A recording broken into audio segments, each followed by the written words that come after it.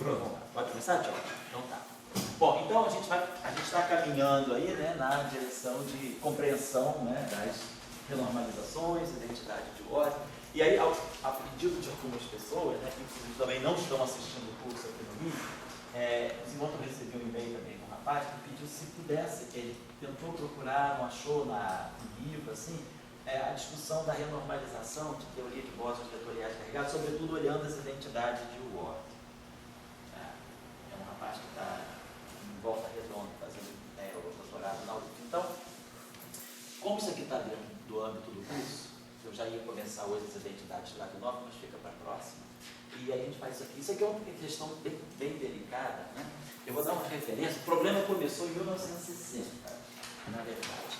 A questão, o primeiro paper sobre isso, aí é um paper do Comar e Salam. Mais ou menos só para colocar um pouco o histórico da questão até quando saiu a teoria eletrofrágica, né?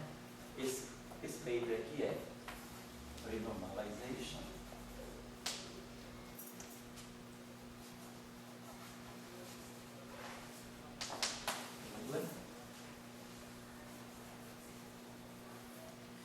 Vector Meson Series.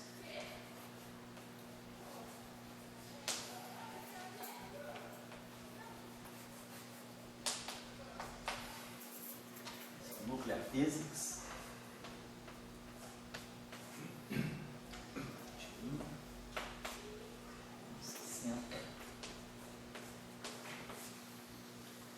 Então o problema começa aqui, né, que já tinha havido um pouco, né, da tese de doutorado de Salam, quando ele estuda a renormalização de teorias, né, para bósons, para escalares carregados, quer dizer, mesons escalares, né, que é o que ele chama campos escalares. Então o problema começa em 60. Aí em seguida tem um trabalho que vem do Lee e do Yang.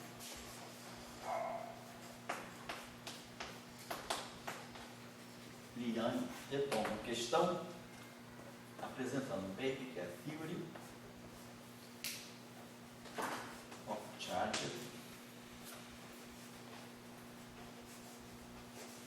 Mesons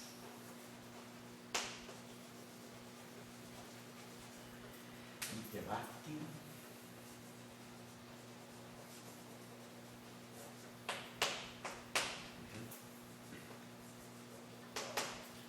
Electromagnetic Field.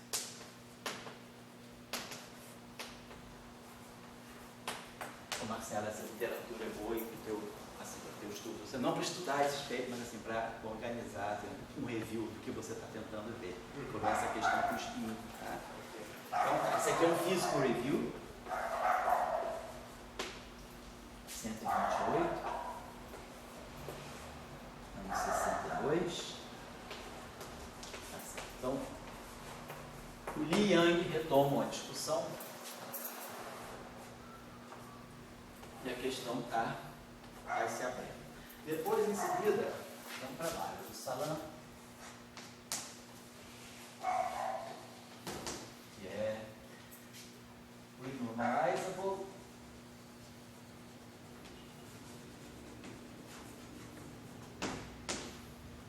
Electrodynamics of Vector Mesons.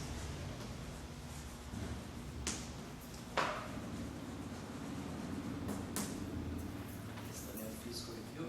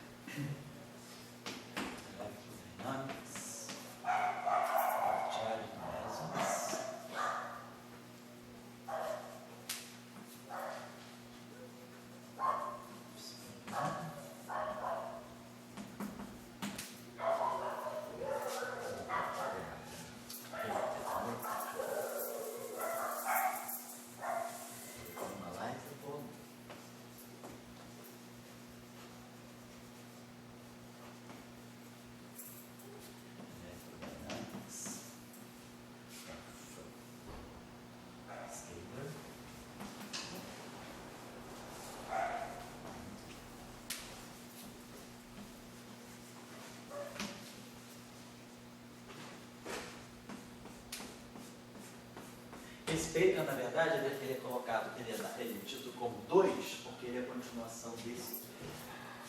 E ele é um Physical Review. 135.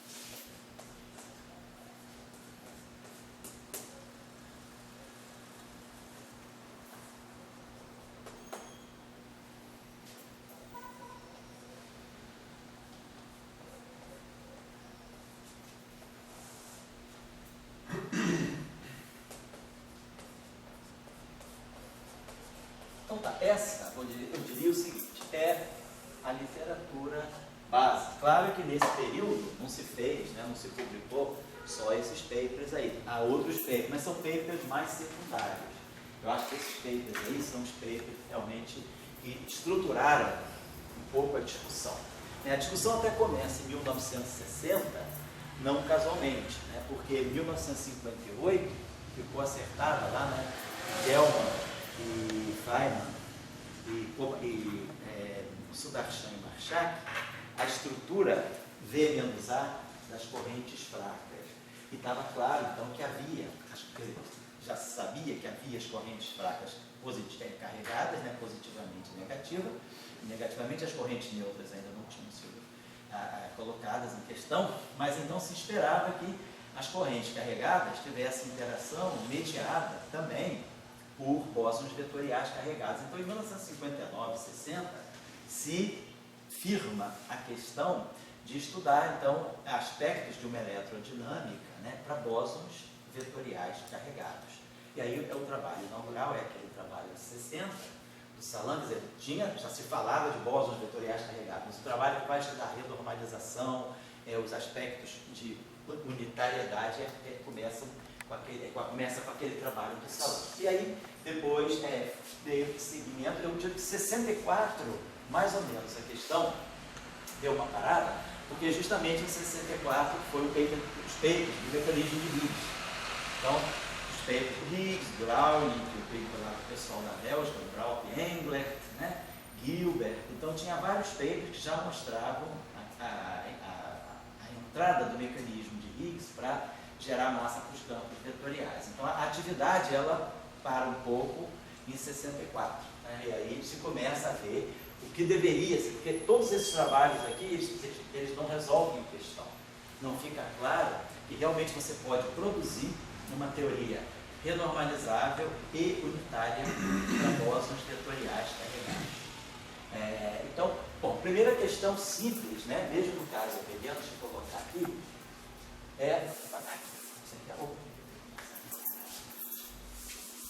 Todos os trabalhos, José, tudo incluiu o FMI da todos esses trabalhos aqui, na verdade, o trabalho já a partir do trabalho do trabalho do Liang, o trabalho de 62 do Liang, já introduz, né, esse acoplamento, nós vamos falar sobre isso, né, esse acoplamento eletromagnético no mínimo, nós vamos falar já já. Mas tudo bem, é bem colocado. Isso aí, essa questão já foi colocada em 62 por Young e depois foi retomada pelo Salan com o Delbourg, no paper de 63, e esse Mr. Tso aqui, ele faz essa questão, por isso que ele coloca Arbitrary Anomalous Magnetic Moment, porque ele, na verdade, coloca uma constante de acoplamento geral que vai marcar aquele acoplamento não mínimo ali. Vamos falar sobre isso já já.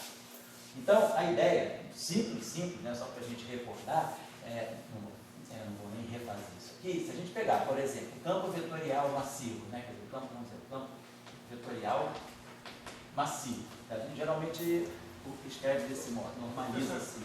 Pode falar. Você pode só dizer qual que é o nome que você falou? Só o nome. Pois KH-ZOU. Tá, ok, obrigado. TZO, isso. E aqui o covariant. Aí Dá para ver? Covariant, electrodynamics, blá blá blá. Obrigado.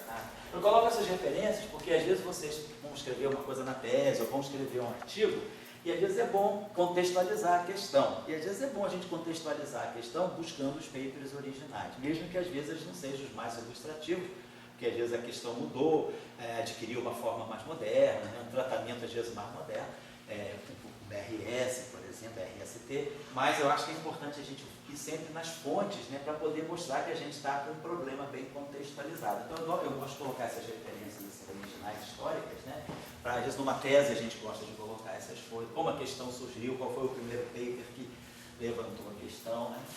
Mas ele era dono. Oi? Ele era dono do restaurante japonês? Eu acho que esse nome deve ser vietnamita, esse paper veio da França, devia ser algum vietnamita realmente que fazia doutorado na França, né, esse pessoal daquela região ali do leste, né, do leste asiático, né, Vietnã, Camboja, Laos, esse pessoal todo estudava na França, né. Então, aquela famosa Indochina, né. Bom, então aqui a gente geralmente coloca, normaliza assim, né, a ação, vamos dizer assim, é como se fosse um campo de proca, só que agora é carregado. Então a gente coloca, todo mundo a gente está cansado de ver nos nossos cursos aí, né, que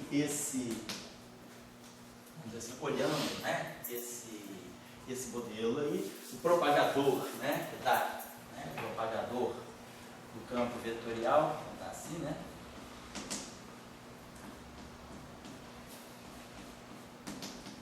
ele tem essa estrutura aqui, né,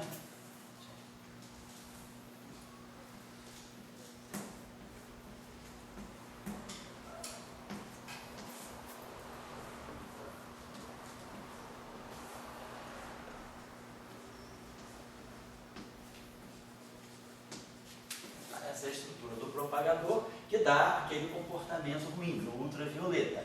Esse pedaço aqui cai com 1 sobre K2, mas esse pedaço aqui do ultravioleta cai com 1 sobre M2. Então, vamos dizer assim, o comportamento, né, ultravioleta, né,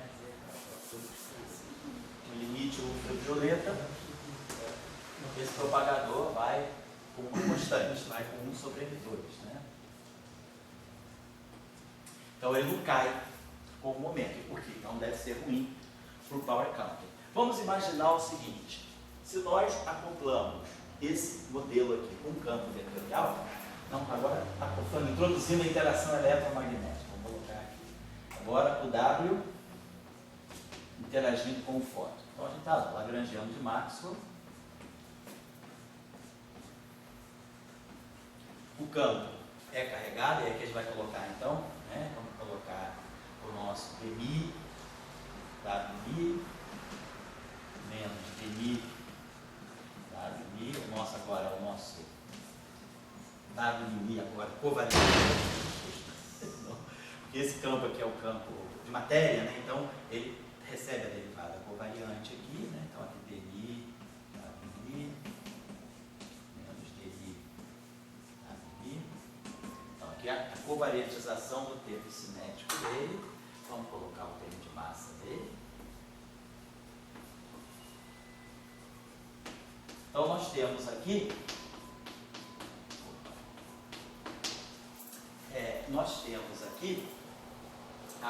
os acoplamentos eletromagnéticos mínimos.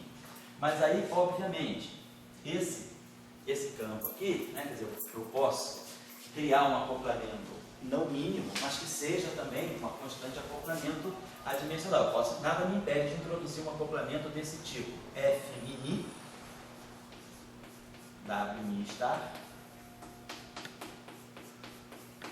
W mi. Um acoplamento desse tipo, vamos só ver se isso aqui precisa do IP, isso aqui pode ser precisado. Se a gente tirar o conjugado complexo desse termo, ele vai dar G, F mini, W mi star. Esse é o conjugado complexo dele. Vamos trocar agora. Mini são índices singulares. Então vamos chamar o mi de mi, o mi de mi. Então fica W mi star, W mi, F mini é menos F mini, F mini é menos F mini. Então quer dizer, o conjugado complexo desse termo é menos ele. Então é só botar um mi aqui. Então aí a gente faz esse termo ficar real. Então a gente pode introduzir um termo que seja desse tipo aqui, mais I, G, F mini, W mi star, W mi. Então esse é um acoplamento não mínimo, mas que quer dizer, que não atrapalha o power count, porque ele tem uma constante de acoplamento adimensional. F mini tem dimensão 2, esse tem dimensão 1, esse tem dimensão 1, então esse é um termo que a simetria de gauge não me proíbe de introduzir, porque como W é um campo de matéria, ele se transforma segundo uma fase. A transformação de gauge do W é uma fase, que se cancela aqui. A transformação do F, do A é de sempre, é a transformação de Marx, a linha mi, mais D mi alfa. Então, esse W funciona como um legítimo campo de matéria. E nada me impede também aqui, por exemplo, né, de colocar um termo aqui, que seja, por exemplo, menos lambda sobre 4, W mi star, W mi, ao quadrado. Esse termo também é um termo possível, né? É um termo de acoplamento invariante de gauge. Então a gente, em princípio, né, poderia começar a trabalhar com isso, já entendendo que nós temos um grande problema aqui por causa desse termo de massa. Vamos fazer o power counting aqui para a gente poder ter uma ideia o quão isso pode ser ruim. Então, se a gente parar aqui, não precisa fazer cálculo assim tão grande, né? A gente só entendeu o seguinte, né? Quer dizer, o propagador do fóton é o de sempre. Menos I sobre K2, vamos dizer, até mim. O propagador do fóton, por exemplo, do gauge de Faraday, eu não coloquei a fixação do gauge aqui, mas poderia ter colocado o nosso famoso termo 1 sobre 2 alfa, dmi ali ao quadrado, para fixar o gauge, tudo bem. Mas vamos dizer que a gente tenha fixado o gauge e que o propagador do fóton ele tem um comportamento 1 sobre K2. Aqui, nós temos esse comportamento, porém, a gente tem as interações de gauge aqui. Então, nós temos dois tipos de vértice aqui. Nós vamos ter, por exemplo, esse termo aqui tem a derivada, quer dizer, tem o campo de gauge e o W aqui é a mesma coisa. Então, a gente vai ter termos aqui, desses 4 termos que vão sair daqui, na verdade, são 2 termos, né? Porque esse vezes esse é igual a esse vezes esse, só trocando os índices, e depois os 2 termos cruzados também, que são iguais entre si. Mas basicamente o que sai daí de interação é uma interação com 2 Ws e um fóton. Vamos só assinalar os vértices que nós temos. Vamos dizer que o W a gente represente assim, vamos dizer que o W a gente represente por uma linha cheia assim, e o fóton assim. Então, a gente tem o trivértice que sai daqui, porque eu posso ter essa derivada, vamos dizer, a derivada ordinária, dmi, que está aqui, né, só para eu mesmo me perder. O dmi é a derivada covariante para nós, é isso aqui, dmi, né? Mais i, vamos botar assim, a carga é a mi w. Então, cada termo desse tem essa estrutura. Então, a derivada usual daqui, quando bater com as derivadas usuais, vai dar os propagadores. Depois, esse termo de derivada ele vai poder interagir aqui com o termo em A. Então, a gente vai poder formar 2 tipos de vértices, exatamente como na eletrodinâmica escalar. Um vértice que tem 2 Ws, né, vamos dizer assim, W star, W, A, é o vértice, né, trivértice. E aqui, claro, esse trivértice, ele traz uma derivada, porque seria o dmi, o derronte-mi, Wmi, interagindo com o A que sai daqui e com esse W. Então, eu tenho uma interação, derivada de W, WA. Então, esse trivértice, ele tem uma derivada. Depois a gente pode ter um quadrivértice, que vai ser o W daqui com o W daqui e o A interagindo com o A. Então a gente pode ter aquele quadrivértice. Então as interações de gauge, né? Vou colocar aqui, a constante de acoplamento aqui é E, então a gente tem essa interação de gauge, que não é 2, e aí aqui a gente tem de novo a mesma estrutura, W star, W, A, então esse é o quadrivértice. Depois, a gente pode ter esse quadrivértice aqui eu tenho um trivértice.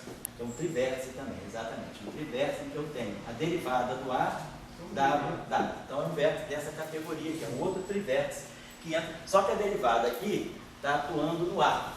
E aqui, a derivada está atuando no W. Mas, para efeito de contagem de potência, de power count, né, a gente pode colocar esse trivértice aqui, né? Quer dizer, o trivértice vai ser um só. Eu posso criar uma regra de Feynman, né, que unifique esse trivértice aqui, que vai ter, vamos dizer assim, derivada do W, dmi, W mi está com a mi, W mi, então, essa é uma categoria de trivértice, e esse aqui que vai ter, por exemplo, dmi a mi, W está, W. Então é claro que eu posso, né? Posso devo, né?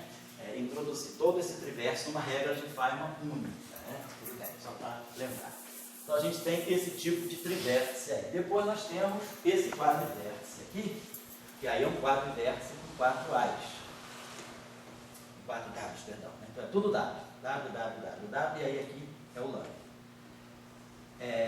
Também lembrando o seguinte, claro que esse trivértice aqui, ele vai trazer uma constante de acoplamento que é diferente do E. Então, esse trivértice aqui, ele vai ter uma parte que vem com E, e a derivada aqui, atuando nos campos de matéria, mais uma parte que vem com G, e a derivada que vai dar o momento do foco. Então, eu tenho um trivértice aqui, na verdade, vamos colocar assim, um trivértice que envolve E e G. Então, a gente tem duas categorias, 3 categorias de vértices, né? Então, se a gente for olhar a contagem de potência aqui, né, dos gráficos primitivamente divergentes, então vamos lá. Lembrando sempre, a gente tem cada integral, cada linha interna tem um propagador e integral de momento correspondente. Então, nós vamos ter, para a linha de fóton, vai ter o fator 2 para cada linha interna de fóton. Por quê? Cada linha interna de fóton é uma integral e o propagador. Então, ela conta com 2. Depois, na linha do A, do W, eu vou ter a mesma coisa, integral de momento, mas aí nós vamos ter 1 sobre M2. Então, essa linha, ela vai contar com a potência 4. Eu vou ter 4 vezes, né, as linhas internas de W. Basicamente, eu vou ter isso aqui, integral entre 4 kappa, e aí eu vou ter esse termo dominante, Kmi, sobre K2 menos M2, vezes M2. Então, esse termo que vai com 1, e aí sobra 1 sobre M2, então sobra um D4 kappa aqui. Depois vamos olhar os vértices, né? A gente tem derivada no trivértice. Então, o trivértice tem derivada.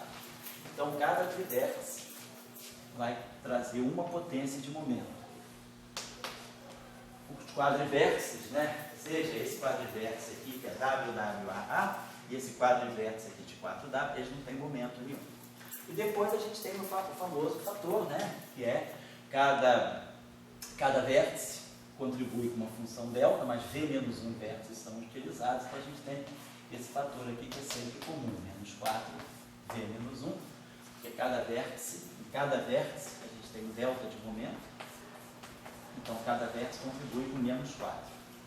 Mas a gente não usa os V vértices, V menos 1 vértice sobra para contar a conservação de energia no momento, então tem só V menos 1 vértices que vão ser utilizados para formar essas integrais de loop. Então a gente basicamente tem esse power count aqui. Se a gente for olhar as relações topológicas, então a gente já está acostumado. Os vértices, então, é 2 vezes o número de linhas internas de A, mais o número de linhas externas de A, é a contagem, né, de A's que chegam nos vértices. Cada trivértice tem apenas um A. Então, aqui eu vou botar trivértice, um A aqui. Mas cada quadrivértice desse tipo aqui, vamos dizer, quadrivértice, eu vou distinguir esse quadrivértice aqui, eu vou chamar assim, quadrivértice 4G, é quadrivértice de gate. E aqui eu vou chamar quadrivértice de W, só para poder distinguir, tá? Quadrivértice de gauge e quadrivértice de W. Então aqui eu tenho mais duas, cada quadrivértice de gauge tem dois A's. Então vai ficar 4 vezes, né, 2 vezes o número de quadrivértices de gauge. Então essa é a relação topológica vista para o fóton, né? O número de fótons que chegam nos vértices, contando as linhas, e o número de fótons que chegam nos vértices, contando os vértices. Depois, esse aqui é um quadrivértice de gauge. Gauge, G é gauge. É um quadrivértice de gauge, porque tem dois A's aqui.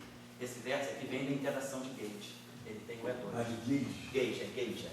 Aqui, então bota um Quadrivértice de gauge, botar Ah, você pensou na constante de acoplamento, foi isso? Oi? É porque a constante de acoplamento é 2. É que ele pensou na topologia da constante de acoplamento. Tá certo, né? Podia fazer a confusão mesmo, porque eu botei um G aqui, né? Tá certo. Então aqui é quadrivértice de gauge e aqui é quadrivértice, tá? Vamos botar aqui quadrivértice de gauge. Fazendo a relação topológica de W, então vai ser 2 vezes o número de linhas internas de W, mais o número de linhas externas de W.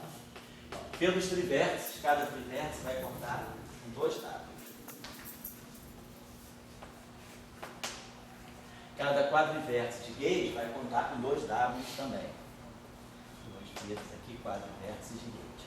E depois nós temos os quadrivértices de W, né? Que vai aparecer 4. Aqui é 4 W.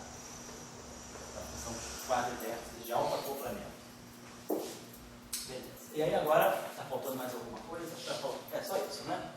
Só tem A e A, né? Muito bem. Então, se a gente agora vai fazer as substituições aqui, então nós vamos ter esse 2 e A aqui, nós vamos substituir por V3 mais 2, 4, V4G menos EA. Esse aqui é o nosso 2 e A. Esse aqui é 4. Então, vamos multiplicar essa relação aqui por 2. 4 e W fica sendo mais 4V3 mais 4V4G mais 8V4W e menos 4EW. Eu acho que eu vou fazer isso aqui. Então, isso aqui é 2A. Isso aqui é 4IW. 4, 4, 8, menos 2, está certo. Depois aqui nós temos mais V3. E aí aqui nós temos menos 4V. Então vai ficar o número total de vértices é o número de trivértices mais o número de quadrivértices de gauge mais o número de quadrivértices de matéria. E aqui o mais 4. Eu acho que fica essa soma total, né? Então, os V3, a gente vai ter aqui, ó.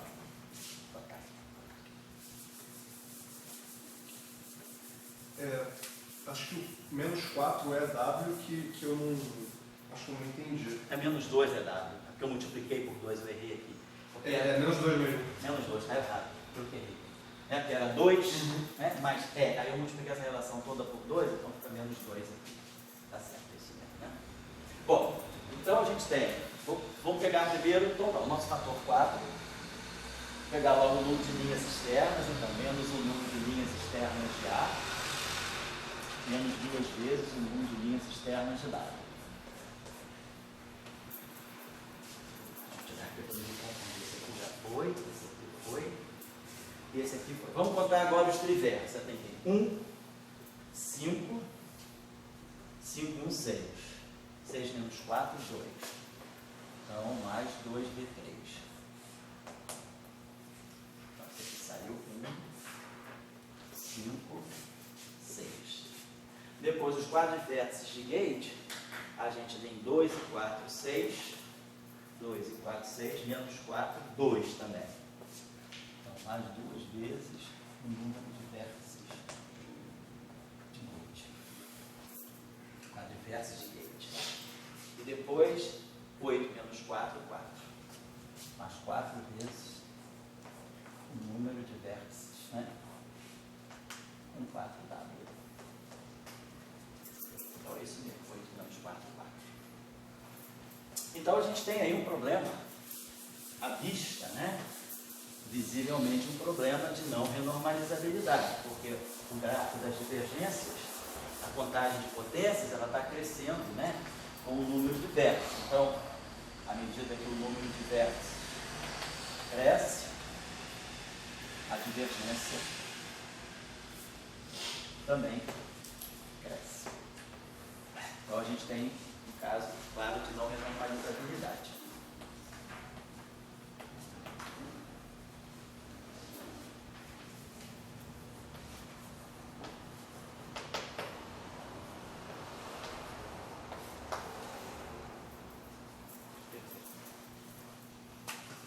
Então, qual pode ser a saída? Né? Não vamos precisar fazer exemplos, porque está todo mundo claro vendo que aumentando o número de vértices a potência vai crescendo. A potência não depende só do número de linhas externas, então a gente tem um número infinito, né? Teremos um número infinito de contratermos, né? Um número infinito de contratermos. Então, isso aí fere a normalizabilidade. Então, isso estava claro. O paper do Salan já aponta para o problema. O paper do Li e Yang, ele vem, além de trazer essa interação aqui, que é não mínima, ele introduz um campo escalar que extrair, que é um tipo ghost, mas também não resolve o problema. Então, vamos colocar a questão da seguinte maneira. Qual é o grande problema que está aparecendo para nós aqui? É o problema do propagador massivo. O propagador do campo vetorial ter esse termo de massa aqui, né, na parte longitudinal ali, e dá esse power count ruim. Esse aqui, esse problema aqui, basicamente ele aparece, né, tanto até por causa, daquele fator 4, né, que vem com o número de linhas internas do dado. Esse aqui seria o grande problema que está fazendo a divergência ultravioleta subir. Então vamos pensar o seguinte, como é que a gente poderia pensar no modo melhor de gerar, de ter massa para o dado? Vamos introduzir então o escalar. Não é exatamente isso que o Li e Yang introduzem o escalar, mas não nesse sentido, vamos passar aqui, não no sentido de fazer quebra espontânea de simetria. Vamos fazer o seguinte, então, vamos apagar isso aqui. Oi. Não sei se você vai falar, não. O que é? Se tivesse um dado longitudinal, se tivesse gate fixo no dado, Tá? você não tinha esse caminho sobre ele. Como? Se você tivesse um tipo de derrone de Você pode, por exemplo, pode colocar um termo, a invariância de gauge, né? Como esse campo aqui é um campo de matéria, você pode colocar um termo desse tipo também. Quer dizer, o nosso campo W, ele se transforma como uma fase. Então é claro que essa derivada aqui, ela também se transforma como uma fase. Quer dizer, a simetria de gauge, né, que no papel da derivada covariante é dizer que a derivada do campo se transforma da mesma maneira. Então a fase daqui cancela a fase daqui. Isso é um termo também invariante de gauge. Só que ele introduz parte longitudinal. Vamos tentar ver isso agora. Vamos então tentar agora abrir mão só desse termo aqui, que é um termo eminentemente transversal, e vamos colocar, além daquele termo, né, esse termo aqui, que é invariante de gauge, mas vamos tirar esse termo aqui. Vamos tirar o termo de massa, né, que é o termo ruim, e vamos ver o que acontece se nós introduzirmos, se a gente mantém esse termo aqui, coloca esse termo aqui, dando agora nitidamente dinâmica para a parte longitudinal, porque o problema que acontece aqui é que a parte longe, aqui isso aqui é absolutamente transversal. Se a gente olhar a parte livre, claro, terrão de mi, w menos terrão de mi, w mi. E aqui eu tenho parte transversa e longitudinal. E a parte longitudinal que sai daqui, ela fica como uma espécie de um campo auxiliar, que ela não tem dinâmica. Isso aqui não dá dinâmica para ninguém. Se a gente agora introduz esse termo aqui, a gente está agora introduzindo a parte longitudinal, mas aí a gente sabe, introduzir a parte longitudinal, a gente pode correr o risco de estar introduzindo também não unitariedade por causa da parte longitudinal. Mas vamos fazer o primeiro momento, é esse aqui. Então a primeira alternativa, né? Vamos colocar assim, vamos dizer assim, primeira alternativa. Por que o senhor não considerou só tirar o termo de massa? Não é suficiente? Vai continuar Não, aparecendo? vamos colocar com ele, vamos colocar qual é a relação. A gente pode, quer dizer, a ideia, hoje a gente sabe que a ideia é tirar o termo de massa. A massa vem no mecanismo de Higgs. Então hoje a gente entende que a melhor maneira de você descrever um campo vetorial carregado e massivo é através de uma massa gerada por Keras completa desse termo. Mas vamos fazer o seguinte, vamos manter esse termo junto com esse termo. Então vamos lá. Primeira alternativa, então, vou fazer o seguinte, não vou apagar isso, vou fazer o seguinte, o nosso lagrangiano, então, vamos dizer assim, completo, né? Nosso lagrangiano completo vai ser esse lagrangiano aqui, mais introdução desse termo aqui. Vamos introduzir esse termo aqui, vai aparecer como? Vou colocar aqui um parâmetro, não é um gate fixing, não, porque esse termo, esse W, ele não tem simetria de gate do tipo calibre. Simetria de gate dele é uma fase. Então, mas a gente pode colocar aqui um parâmetro, e depois pode ser até renormalizado. Vamos colocar aqui um parâmetro Ψ sobre 2, e aqui esse termo, dmi, W star, dmi W. Então seria essa de primeira alternativa. Tem outra alternativa que a gente depois pode ver, que é a introdução de um escalar, né? E aí tentar gerar massa. Vamos então fazer. Mas a massa poderia deixar. Não, vou deixando a massa aqui. Estou pegando esse lagrangiano todo aqui, mais esse termo aqui. Essa é a primeira alternativa, justamente, que a gente está colocando, que vai na direção do que o Li e Yang fizeram. O Salan também fez isso no trabalho original. Então você coloca esse termo, quer dizer, eu estou colocando sem esse termo, para ver que o power counting fica muito ruim. A gente tem potências muito altas do número de vértices, né? Tipo Einstein também. Né? Foi? Para Einstein. Tipo a relatividade geral, você diz? Não, da massa vem da energia, e não do campo do Higgs. Bom, massa é energia. Entendi. Entendi. Mas eu não introduzi o Higgs ainda não. A gente está colocando o termo, né, direto aí, para ver qual é a relação desse termo com o termo de massa. Então, vamos só dar uma olhadinha aqui, deixa eu apagar esse lado aqui, vamos dar uma reolhadinha no propagador aí, propagador do dado. Que agora a gente tem parte longitudinal, né? Claro, para olhar o propagador é olhar o caso livre, né? Então a gente vai estar pegando esse termo aqui, esse termo aqui sem interação de gauge, que a gente vai pegar o nosso famoso termo, né?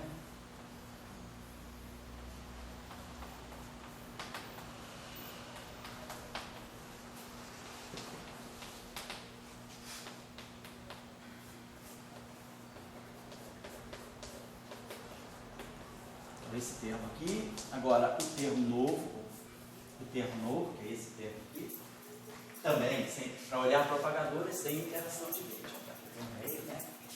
Que é menos um. Aqui vai ficar mais um meio.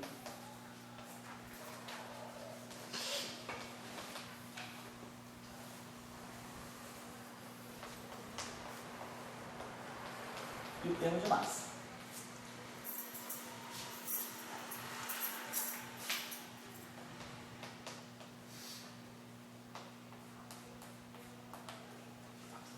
Certo? Acho que não esqueci de nada não, né?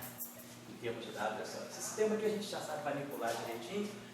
Esses dois termos aqui vão ser iguais, depois os dois cruzados vão ser iguais também. Então aqui a gente obtém, depois de fazer a integração por parte, então o fator 2 vai desaparecer e o sinal menos vai desaparecer pela integração por partes. Então aqui a gente ganha o famoso termo transverso, né? W star, e aí aqui vai aparecer o D'Alembertiano, vai aparecer o nosso termo θ mini, W1, certo? Vai aparecer um D'Alembertiano daqui, e depois os termos cruzados, né? Esse com esse, e esse com esse vão dar o dmi, né? Que é vai ficar eta mini menos dmi. Então é a parte transversa, é o f mini, vamos dizer assim. Aqui vai aqui tem um parâmetro psi, né? Então aqui a gente vai ter então esse termo aqui a gente tem um meio, então para normalizar isso aqui, o meio daqui desaparece, né? Então aqui não seria bom botar o meio não, porque quando eu tirar esse fator meio aqui, quando a gente fizer a integração por parte, vai ficar W star vai ficar menos que si, então vamos produzir aqui, esse termo aqui vai dar para nós, né? Vai ficar aqui menos que si, quando integrar por partes. menos que si, e aí eu jogo essas duas derivadas para cá, vai dar o sinal menos e vai dar o projetor longitudinal. Então vou botar tudo aqui dentro, vou botar assim. Vai ficar D'Alembertiano θ mi menos que si D'Alembertiano ômega mi. Certo? O projetor longitudinal vai produzir aqui um sinal menos por causa da integração parcial e vai produzir o dmi dni, que é D'Alembertiano ômega mi. Tudo isso aqui vezes o w mi. Então a gente agora está modificando, né? A novidade agora é que essa parte está presente e antes não estava. Então a parte longitudinal do campo W deixa de ser um campo auxiliar. Ela começa a ter propagação. Então aqui a gente vem com esse termo aqui, que é mais um meio. E aqui esse termo vai ficar focado. E a gente também não tem esse meio, não. A gente bota o termo de massa aqui, é sem meio. Porque o meio a gente coloca lá para. Aqui que eu tinha que ter colocado no meio, então, aqui normalmente está tudo errado. Só normalizando. Geralmente a gente coloca menos meio aqui e o mais N2, que aí aqui esse meio vai cancelar os dois que vão vir aqui, o sinal menos desaparece e esse N2 aqui, ele já sai naturalmente. Aqui não vai aparecer nenhum fator 2, né? Então deixa o N2 aqui, isso aqui é melhor colocar assim. Então é isso aqui, é menos um meio aqui, mais isso aqui e mais N2 aqui. Perfeito. E aí eu tenho aqui, N2, ele vai entrar na parte transversa, tem esse W mi estar e W mi. M2, quer dizer, na verdade eu tenho M2 eta mini. M2 eta mini é M2 θ mais ômega. Então aqui vai entrar um D'Alembertiano mais M2, que vem do termo de massa, θ mini. E aqui vai entrar mais um M2, também que vem do termo de massa, um termo longitudinal. Então vamos ficar assim, menos que si, vamos colocar assim, então posso até colocar menos. Aí vai ficar assim, si D'Alembertiano, que dá um sinal negativo, e menos M2. Aí é mais M2. Esse aqui é o ômega mini. Então, isso está dando para nós, se a gente for olhar o propagador aí, né? Invertendo esse objeto aqui, isso dá 1 sobre D'Alembertiano mais M2 θ. E aqui vai ficar menos 1 sobre si D'Alembertiano menos M2 ômega, não é isso? Vou multiplicar isso aqui por isso aqui da θ, multiplicar isso aqui por isso aqui da ômega. É isso aqui, senão menos persiste aqui. Então, se a gente for olhar agora no espaço de momento, né? Então isso aqui é 1 sobre menos K2 mais M2, vou botar assim, eta mini menos Kmi sobre K2, né? É o que está aqui dentro do tempo. Depois aqui, isso aqui vai ficar menos também, vai ficar menos K2, então vou botar aqui mais 1 sobre si K2 mais N2. Claro, a gente pode escolher esse parâmetro de si negativo, né? Para poder aqui fundar um polo traquiônico. Aqui o polo é K2 igual a N2 e aqui o polo é K2 igual a menos N2 sobre si. Então, se esse si for negativo, a gente não vai dando dado. Mas aqui a gente tem o Kmi sobre K2, né? Claro, a gente pode, se quiser, na verdade, depois desse propagador, posso aqui tirar esse sinal daqui, botar aqui, e aqui fica menos 1. Aqui já ficou mais 1, tá legal. E aí a gente sabe que esse propagador depois vai ser multiplicado por I, então vai ficar menos I sobre K2 menos N2, e mais esse pedacinho aqui que vai ter esse. A gente pode simplificar, fazer o que quiser. O que é importante aqui, então, primeiro de tudo, verificar a presença de dois polos. Então significa que esse campo vetorial aí, ora, devido à introdução do termo longitudinal, né, esse termo aqui, que é invariante de Gauge, quer dizer, esse termo aqui é legítimo, né, ele não seria legítimo se W fosse um campo de Gauge, mas W é um campo de matéria, então a fase, isso aí é um termo invariante de Gauge, mas com propagação longitudinal. Deixa eu colocar assim. Então, o papel desse termo é que ele é invariante de Gauge e com propagação longitudinal. Quer dizer, a gente um pouco, né, tá saindo daquela visão inicial do Peita lá do Salan, que era só fazer a parte transversa, pegar um bóson de gauge, um bóson vetorial genuíno. Agora a gente está dando propagação para a parte longitudinal e mantendo, né, isso aqui. Então, agora a gente já tem um propagador. Esse termo aí, ele foi incluído quando? Esse termo aqui? Esse Termo aí do trabalho do Liang, em 62. quer dizer, aquele falando primeiro que não podia. Acho que não. O trabalho do Liang e depois o trabalho do Salan, de 63, também introduz esse O Liang introduz o FMI, WW, mas e introduz esse termo dele, longitudinal. Eu não lembro, olha, francamente falando, eu não lembro se o paper do Salan introduz. Então, vou deixar em questão. O paper de 60, eu não lembro se introduz, mas o paper de 62 do Liang eu tenho certeza que sim. O paper do Salan de 63 também. Não lembro muito bem se o paper do Salan de 60 ele já discute essa questão. Mas a questão que ele levanta lá era claramente a não renormalização e a introdução. Esse termo aqui também vem com Li e com Yang. Introduz esse acoplamento não Li com Uma Yang. crítica geral que eu tenho com a física é que esses termos que vieram, a física tem uma tendência de tirar de fora. Porque é longitudinal, né? Ele parece um chato. Essa é a questão. Está botando ele porque você deu errado lá. Não, e também tem que botar ele pelo seguinte, porque se você quer construir um modelo de gauge, você tem que construir o Lagrangiano mais geral possível, compatível com a tua simetria. A tua simetria não permite aquele termo.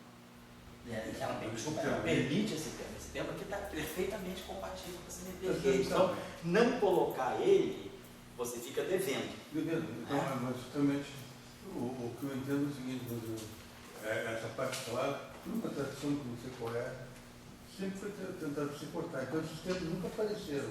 A tradição, um pouco assim, né? A tradição, vamos dizer assim, vamos colocar, a gente tem que pensar, né, sincronicamente, a gente não pode pensar com a cabeça dos anos 80 para frente, vamos pensar com a cabeça de 67 para trás, antes do mecanismo de Higgs, que era qual era o problema da parte longitudinal, que era a unitariedade. Então, você sempre tem problema com a parte longitudinal, sempre que você tem, isso aí é uma regra, assim, é uma regra clara, e tem um trabalho bom de 69 do professor Fellow, lá de Bolonha, né? Esse trabalho dele é muito bom. E depois ele faz um outro trabalho com o Swansea, que é o amigo lá do grupo da UERJ, né? O Vela com o Swansea.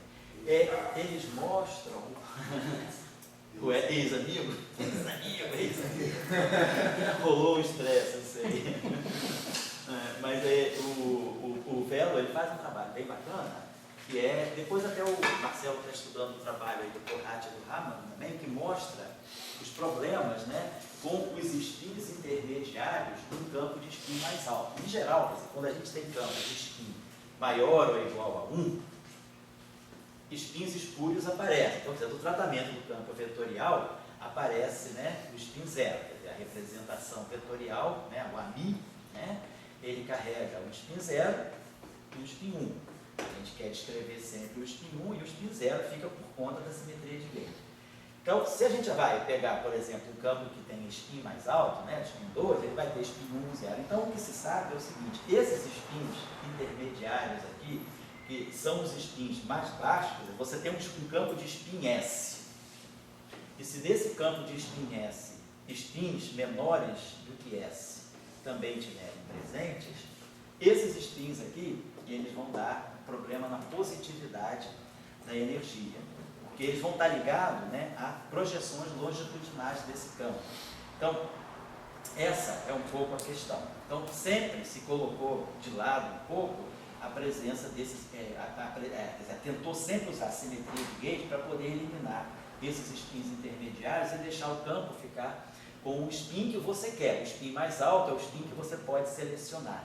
Então, essa era um pouco a tradição, né, na década de 50, início da década de 60. Em 69, isso aqui fica bem claro nesse trabalho do Velo, porque os spins intermediários são perigosos, né? Ele faz esse trabalho dele de 69, como eu botei aqui, é um trabalho em que ele mostra quais são os problemas com causalidade, os problemas com localidade, para os spins mais baixos de um campo que contém uma cadeia de spins, né? O campo de spin 2, né? O gráfico.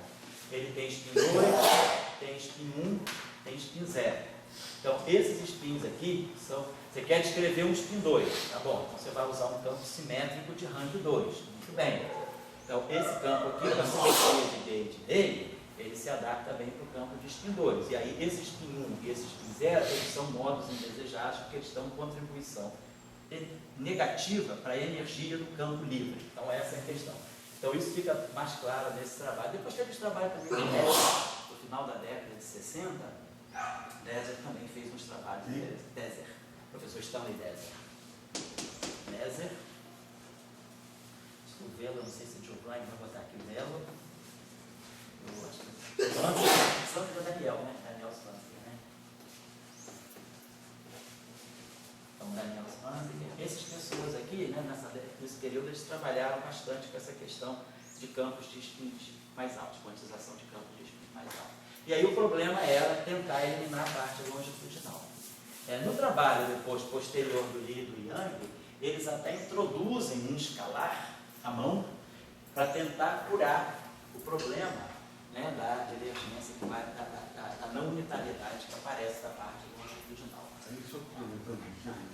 Então, só para ele ilustrar a tua questão aí, tá legal? Pode falar. Tem duas coisas. Um, vou dizer, aquela questão do Hamburgo, 72, né? Sei. Bota a corrente conservada para eliminar esse spin zero, né? Sim.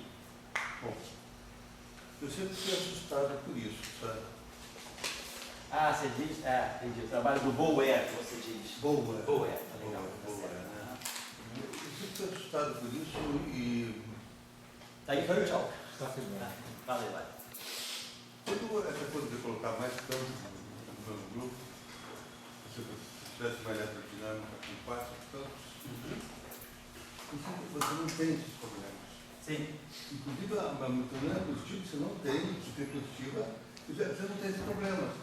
E é interessante, porque eu vou dizer, aqui me pareceu que se eles tratassem tudo em conjunto, eles evitariam esse problema. Mas como eles trabalharam parcialmente, cada uma delas, parcialmente tem o problema. Porque aqui o problema é um problema, assim, vamos dizer, mais reducionista. Você pega o campo de gauge uma coisa, e aí o campo de matéria vetorial é outra. Se você agora faz um tratamento mais conjunto, como o que você está sugerindo, aí a situação, quer dizer, vamos dizer, o cenário é completamente diferente. E aí alguns problemas podem realmente ser resolvidos. Mas aí que eu dei um ponto de vista, assim, que eu dizer, que para nós, einsteinianos e Higgsianos. Você não precisa, mesmo, o que Einstein nos fala? Ele nos fala que você tem que ter spin 1 e spin 0, porque quem traz isso é o grupo de Lorentz. Então, quer dizer assim, você gosta muito de supersimetria. Tem um aqui e outro aqui. No grupo de Lorentz, você tem que ter spin 0 e spin 1. Certo. E não todo um esforço, esse esforço para matar eu tenho spin 0 no grupo depois do Higgs e bota o padrão, bota também spin 0. Então, o spin 0 não existe em física, não existe fóton escalar e nem W. O spin 0 de campo vetorial. Exatamente. Não existe isso. E para nós italianos, assim, a invariância da luz diz que tem que ter spin 1 com spin 0. É o que a leitura que o grupo Zelano diz. Assim. A questão é deixar... Nós somos diraquianos. Eu sei que é um grupo de... Diraquianos do Cariri. Isso. Dirac chegou ao Cariri, faz muito sucesso lá. Como é que chamava o negócio do lulopetismo? Né? Lulopetismo. Vamos ver, o Dirac-fieldismo, né? Tá certo. Então nós somos todos Dirac-fieldistas. Tá certo. Então vamos lá. Então a gente está vendo que agora já tem uma melhoria. Mantendo o termo de massa. Tá? Então, a primeira alternativa é mantenha o termo de massa e simplesmente acrescente esse termo, porque ele é legítimo do ponto de vista da simetria de gauge. Ele que está acostumado a fazer o princípio da estabilidade da ação, né? Então, tem que colocar todos os possíveis termos que sejam compatíveis com todas as simetrias que você tem. Então, esse termo aqui é compatível. A gente só não tinha introduzido ele antes por uma questão meio de preconceito, né? Conservadorismo. Esse termo aqui dá propagação para a parte longitudinal, mas vamos introduzir. ver o que vai acontecer. Realmente melhorou o propagador, porque agora, quer dizer, todo o problema estava muito arraigado pelo seguinte, quer dizer, o problema sério era, imagina o seguinte, nós temos essa interação aqui, deixa eu pegar aqui, isso, nós temos essa, quando a gente não tinha colocado esse termo aqui, o termo longitudinal, do ponto de vista da propagação, estava presente só aqui. Então a gente tinha o seguinte, esse termo aqui, ele nos dava, vamos colocar assim, se a gente projetar o campo WI, uma parte transversa, né, usando θ, e uma parte longitudinal, usando o ômega, né, antes desse termo aqui. Deixa eu colocar esse termo aqui. Então, nesse termo aqui, ele dá uma propagação puramente transversa, que é aquele termo WI, né? A WI, vou pôr esse termo aqui. WI está, da Lambertiano, θMI, WI. Então, é claro, esse projetor aqui, ele projeta o θ transverso. Então, isso aqui fica θ transverso Mi. Isso é o termo cinético. Então, isso aqui fica θ transverso Mi. Agora, o θ, aí quando eu decompor isso aqui em longitudinal mais transverso, longitudinal Mi, transverso Mi dá zero. Então, automaticamente, isso aqui seleciona para mim o transverso Mi. Então, o termo cinético é eminentemente só a parte transversa. O termo de massa, né, ele é M2, aí a gente vai ter, é WMi, WMi. Então, ele vai ter transverso, transverso, então vai ter transverso ao quadrado, longitudinal, longitudinal, e transverso, longitudinal contraído, né? Transverso Mi, longitudinal Mi é zero. Então, do ponto de vista do termo transverso, a gente vê que a gente tem um D'Alembertiano mais M2 no setor transverso. Então, claro, o setor transverso ele tem 1 sobre D'Alembertiano mais M2. Então, o propagador dele é bom, é 1 sobre K2. Mas o setor longitudinal, ele se comporta aqui como um campo meramente auxiliar. Então, o propagador dele seria 1 sobre M2. É o que acontece, a gente viu que é o que acontece depois. Só que lá naquela descrição do propagador, fica menos explícito, né? Fica mais, deriva o propagador e no final que vê isso. Mas a gente já poderia ver isso lá do Lagrangiano, né? Decompondo em parte transversa e longitudinal. Mas vamos aqui só mais olhar uma coisinha. Então, a gente já está sabendo que o campo transverso e o campo longitudinal se relacionam assim. Aqui eu tenho o W. Então, por exemplo, se eu pegar esse termo aqui, por exemplo, aqui eu tenho W transverso, não, aqui não tem onde é que... por exemplo, aqui eu vou ter o campo longitudinal. Então, aqui a gente vai ter longitudinal, por exemplo, longitudinal, quando eu decompuser isso aqui vai ficar transverso, transverso, mais longitudinal, longitudinal. Vai ficar transverso, transverso, mais longitudinal, longitudinal, e tudo isso aqui é o quadrado. Então, eu vou ter aqui uma interação, vai gerar um termo, né, da Lambertiano, o W longitudinal à quarta potência. Tá? Tem esse termo aqui. Do termo de Gauge, por exemplo, só para a gente pensar aqui, a gente vai ter um termo assim, AMI, lá no vértice. A gente vai ter um termo assim, AMI, AMI, WI, WI. Que é o termo que vem lá das interações de Gauge, né? O termo de quadro de vértice de Gauge. Então aqui a gente vai ter AMI, AMI,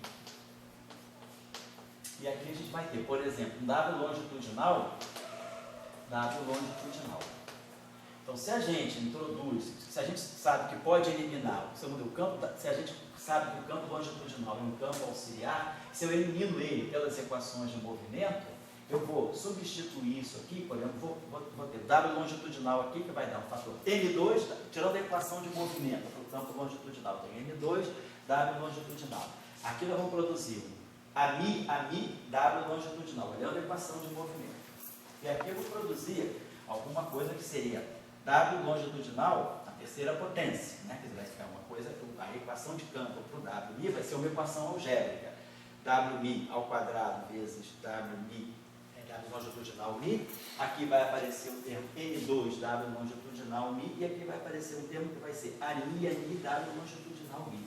Então a gente tem uma equação, se a gente elimina o W em função dos campos, eu vou obter interações tipo AMI, a potências mais altas. Então, interações desse tipo aqui, a gente vai gerar interações do W do W transverso com o A, que são potências mais altas e que são claramente não, e com potência de 1 sobre N2. Então a gente vai ter vértices, no fundo a não renormalizabilidade vai vir porque a gente vai ter vértices que vão carregar potência de massa no denominador. Então fica claro que, antes na análise anterior, né, quando nós não colocamos essa parte, essa parte longitudinal aqui, o setor longitudinal do campo do W, ele funciona como um campo auxiliar. E aí, ao eliminar esse campo auxiliar, que a gente pode fazer pelas equações de campo, né, lá na supersimetria a gente está cansado de fazer isso, eliminar os campos auxiliares pelas equações de campo, no fundo é completar o quadrado, né, fazer a gaussiana, e aí a gente começa a gerar, a partir da eliminação desse campo auxiliar, quer dizer, quando nós eliminamos o campo auxiliar, a gente gera interações não renormalizáveis, porque a gente vai gerar interações que vão carregar potências desse 1 sobre N2 no denominador.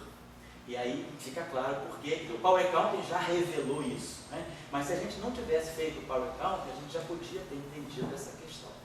Tá? Então é isso. Agora, colocando o termo longitudinal, a gente acertou a questão do propagador. Então desapareceu o campo longitudinal com o campo auxiliar. Então, essa componente agora, ela deixa de ser campo auxiliar, ela passa a ser um campo com dinâmica.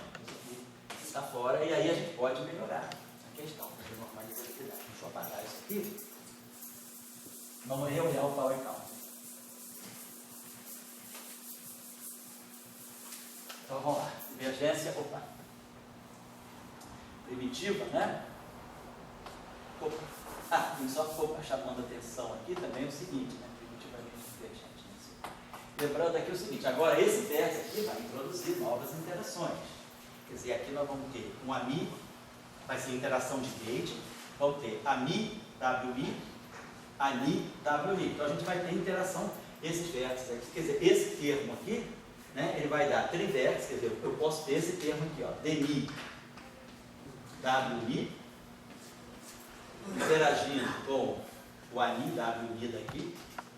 Então, de novo, cai naquela categoria de trivértice de gate. Derivada, derivada, A. E depois nós vamos ter quadrivértice. Eu posso pegar aqui o AMI WI daqui. AMI WI está, obviamente, né? AMI WI com ANI WI daqui. Então, quer dizer, esse vértice, esse novo termo, ele não mexe na estrutura de vértice. Eu continuo a ter vértice de gate, né? Trivértice, né? 2 Ws e um A, com uma derivada. Derivada aqui, né? E continuo a ter quadrivértice AAW. Então eu vou ter, continuo com os trivértices, né, com derivada, e o quadrivértice de gate. E esse vértice aqui está mantido. E claro, esse vértice aqui também está no trivértice. Só aparece mais uma constante de acoplamento agora, né? Além do G e do E que apareceu no vértice, agora também aparece a Xi, né? Opa, onde é o Xi? O Xi está lá. Está aqui, isso, exatamente. Mas o Xi você pode, você poderia fazer, você poderia pegar esse Xi aqui e embutir. Se você quiser, até você pode fazer o seguinte, imagina que você toma esse Xi igual a menos 1. Então aqui você produz o menos K2 mais N2. Então você produz um polo bom. E aí se você tomar esse Xi igual a menos 1, simplesmente você vai ter um sinal da constante de acoplamento de gate. Mas se você tomar ele igual a menos 1, vai cancelar o termo lá, só que vai ficar, mas não tem problema, vai continuar com o sub K2. Isso, continua com o sub K2. Não precisa vai cancelar o segundo termo, né? Vai ficar... Não, aqui... vai cancelar exatamente esse termo. Não tinha prestado atenção. Esse aqui deu mais I.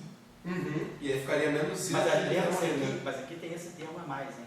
Aqui tem K2 menos... tá certo. Aqui tem K2 menos N2. Se eu colocar aqui... entendi. Se eu colocar aqui menos 1, eu vou ter K2 menos N2 com esse menos I aqui. Cancelaria. Isso, cancelaria esses dois, eu ficaria... Mas não tem problema, eu vou continuar com o sub K2. Esse termo aqui, quer dizer, esse parâmetro aqui, ele é um parâmetro fixo, né, que você vai estar associado ao termo cinético. Eu acredito que, é uma pergunta boa, claro, que a gente poderia até pensar em talvez redefinir, quer dizer, o nosso campo, se a gente absorve esse Xi aqui na definição do W, né, só para limpar, que o importante desse Xi é para poder deixar aquele polozinho bom, né, e quando a gente for jogar, quer dizer, quando for renormalizar, a gente vai ter que jogar, vamos dizer assim, vai jogar contratermo para esses termos aqui, para esses trivértices aí. No fundo, eu não sei se talvez a gente consiga renormar, tem que olhar, o próximo passo que eu coloquei aqui, a gente não vai fazer hoje ainda, mas vai ser as identidades de ordem. Vamos ver até que ponto as identidades de ordem garantem que a renormalização da carga, ela feita aqui, ela automaticamente é feita nesses vértices também e libera o campo, libera o parâmetro psi. Vamos ver se o parâmetro psi precisa realmente ser renormalizado. Mas a questão é boa. Fala aí, você. Só uma perguntinha, esse psi ele vai aparecer propagado no campo longitudinal? Isso. Vai aparecer ali. Está lá na parte longitudinal, isso. Tem algum problema com relação à escala dele, desse psi? Sei. Você diz a escala de energia. Pois é. Vamos ver. Se você tiver... Eu pensaria o seguinte, se você tiver comportamento ultravioleta, você está na região, quer dizer, esse termo aqui é dominante. Porque geralmente a gente fixa a dimensão canônica do campo olhando, né, aonde no ultravioleta, olhando os termos, né? Quer dizer, se você colocar no limite ultravioleta, esse parâmetro psi, ele está ligado ao K2, quer dizer, ele está ligado ao momento que tem aqui, o momento que tem aqui está ligado ao psi. Então, eu acho que ele é um parâmetro sem dimensão. Então, eu acho que ele não vai ressentir escala de energia. Se ele fosse um parâmetro dimensional, tivesse dimensão de massa positiva ou negativa, de alguma forma você podia pensar na escala de energia em relação a ele em relação à escala de energia. Mas como ele é um parâmetro adimensional, eu diria que não. Agora tem que ver o seguinte, se, como o Pipo falou, se houver renormalização, e esse termo se renormalizar e ele for um parâmetro marinho, aí a gente pode ver que a escala de energia vai influenciar sobre ele. A gente tem que aguardar a questão da renormalização. Ele está certo. Tá ótimo. Então, acho que eu posso apagar isso aqui, que a gente está sabendo que todo mundo vai falando sobre K2 agora, né? Então, agora a gente volta, né, para essa situação. Número de linhas internas de A, mais 2 vezes o número de linhas internas de W. E aí a gente tinha os trivértices, todos os trivértices, né, são de gauge, né, todos os trivértices tem aqui, tem aqui, tem aqui, são todos trivértices de gauge. Aqui, na verdade, agora eu não me lembro, você pode controlar bem, mas me parece que aqui já se coloca, como esse acoplamento aqui é eletromagnético, e, na verdade, por que se colocou esse acoplamento? Antes de mais nada, a gente já discutiu isso em alguns outros cursos, mas eu vou repetir aqui, para quem não viu aquele curso. Esse fator aqui, ele é essencial para dar a razão giromagnética G igual a 2 para o W. A gente sabe o seguinte, né? Do ponto de vista da relatividade especial, todas as partículas com spin maior do que zero, portanto spin meio, a partir de spin meio, elas têm razão giromagnética G igual a 2, independentemente do spin. Então isso aqui é um resultado que foi construído nos anos 60. Até os anos 60, se pensava que a razão giromagnética de um campo de spin S fosse 1 sobre S. De tal forma que para o elétron daria G igual a 2. Por exemplo, para o campo de spin 1 massivo, S igual a 1, daria G igual a 1. Mas depois esse resultado foi revisto, né?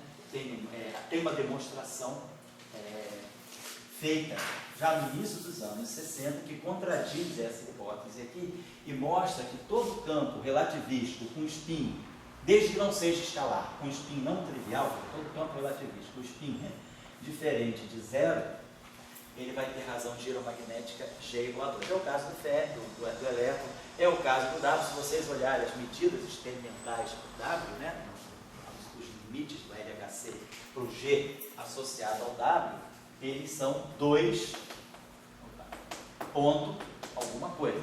Claro que esses quebrados aqui, como é o caso do elétron também, a gente atribui, não é efeito de mecânica quântica relativística, é efeito de teoria quântica de campo.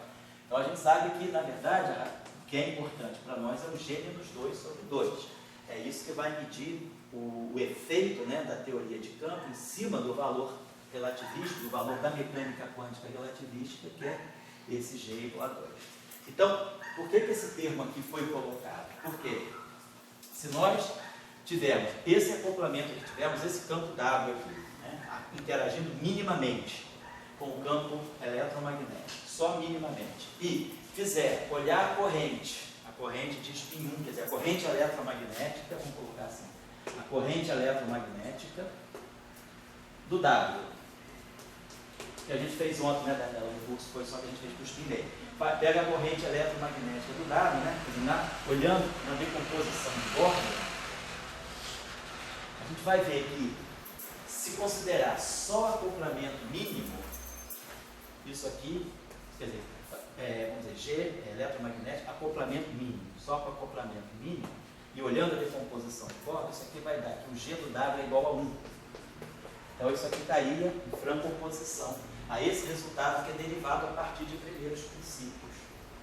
Então, o que se faz é, introduzindo esse termo aqui exatamente assim, IE, F mini, W mini, W mini, esse termo aqui, ele agora vai entrar na corrente, porque, claro, quando eu derivo as equações de Maxwell, ao fazer a variação em relação a μ, esse termo aqui vai gerar um termo em A, W, que vai ser lido como corrente. Quer dizer, a corrente, esse termo aqui, ele influencia na corrente eletromagnética, porque o campo é bosônico, né? No caso do férmio, a situação é diferente. O férmio, a corrente dele é psi barrado gama μ psi, e a corrente não depende do campo eletromagnético. A corrente é limpa, é uma corrente de matéria pura, né? No caso de campos bosônicos, né, devido a campos bosônicos terem derivadas quadráticas no lagrangiano, também temos quadráticos derivados no lagrangiano, a corrente eletromagnética ela vai ter sempre um termo que tenha derivada do campo, para qualquer campo bosônico, vai ter sempre a derivada do campo bosônico. E aí, claro, por argumentação de invariância de Gauge, essa derivada vai ter que ser covalentizada. Então, a corrente eletromagnética de um campo bosônico, ela vai ter sempre uma dependência na derivada covariante do próprio campo. Portanto, o campo de Gauge está presente na corrente. Então, é essa situação, e aqui está claro, esse termo aqui faz isso. E é isso que corrige, faz com que o G seja igual a 2. Então, colocando aqui aquele acoplamento F, W, se refaz a corrente e se olha a interação do campo no momento magnético do spin 1, né? Pega a matriz de spin do spin 1 e vê que vai dar um G igual a 2. Então, esse termo, quando foi colocado aqui por Li Yang e por Salam, ele foi colocado para corrigir essa questão. Sem esse, claro, esse termo ele dá a simetria de Gauge, ele é compatível com a simetria de Gauge, então ele pode ser introduzido. Ponto 2, ele não introduz constante de acoplamento com dimensão, então ele mantém a renormalizabilidade. Mas ponto 3, eu poderia, que é o que faz aquele senhor Tsou, no trabalho de 64, ele deixa um G genérico aqui. O que ele faz é colocar um G menos 1. Isso. E aí o G corresponde ao G igual a 2, né? O G corresponde ao momento magnético. Você viu o paper do Tsou, né? Acho que ele coloca um G menos 1, não é isso? Ele deixa isso aqui em aberto. Não, eu estou lembrando do paper do grupo aqui com o Léo, o Pedro Isso. Malta. Acho que era G menos 1. A gente bota o G menos 1 e depois o G sai igual a 2. Então, aqui, na verdade, o que a gente tem que colocar é o E. Então, por isso que a gente está colocando aí. Então, apesar desse acoplamento ser não mínimo, ele não introduz uma constante de acoplamento nova. É a própria constante de acoplamento de Gauge que está aqui, e isso aqui é que vai fazer para nós o G igual a 2. Então, só para lembrar a vocês, né, que a gente mantém. Então, no trabalho, a gente vai ver que já tem um G. Aquele senhor Tsou que faz o trabalho de 64, como ele fala, para o momento de dipolo magnético arbitrário. E ele deixa aqui um G arbitrário. Então, mas para nós o G vai ser igual a E. Então, é como se fosse o que o Kuga falou, G menos 1, e aqui sendo G igual a 2, dá exatamente o E. G menos 1 é.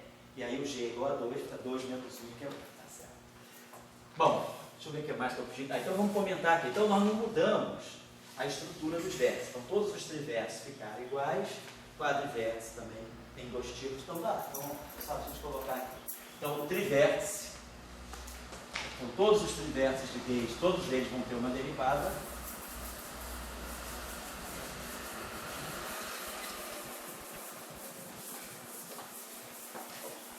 Era isso aqui, e depois o fator menos 4 veio menos 1.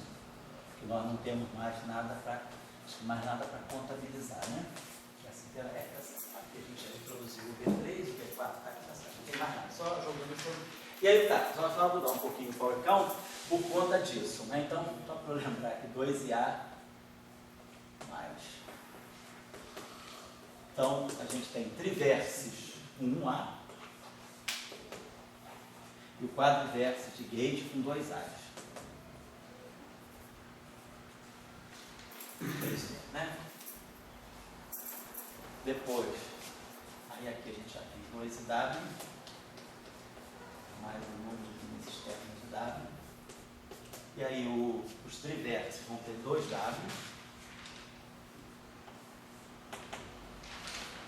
Os quadrivértices de gauge vão ter 2W.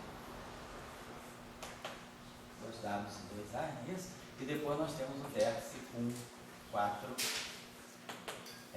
a gente chamou aqui quadrivértice de W. V4W. Tá certo. Então, a gente vai ter aqui 2IA, então vai ficar, esse aqui vai ficar menos EA.